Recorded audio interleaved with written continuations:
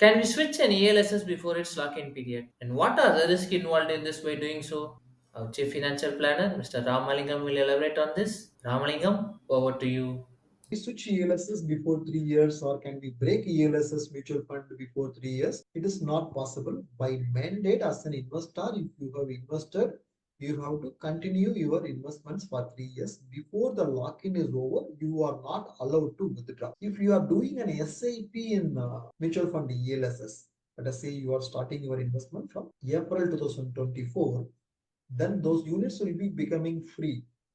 April 2024 invested SIP money will be free in April 2027. May invested money will become free in May 2027. That way, first in first out basis, that 3 year lock-in will work out. I'm doing an SIP for 3 years. End of 3 years, can I withdraw the all 3 year SIP money? No. Every installment has a 3 year lock-in period. Only after 3 year lock-in period you will be able to withdraw.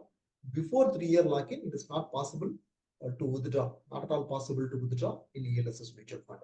Thanks for your detailed answer. If you have any doubt regarding this or any other financial or investment decision, don't hesitate to book an appointment with our financial expert. The link to the appointment is given in the description below. And also, would you like to know more about finance and investment? Then we would recommend you to attend our live webinar. The link to the webinar is also given in the description below. The webinar is absolutely free. If you like this video, hit like, and if you are new to our channel, please do subscribe.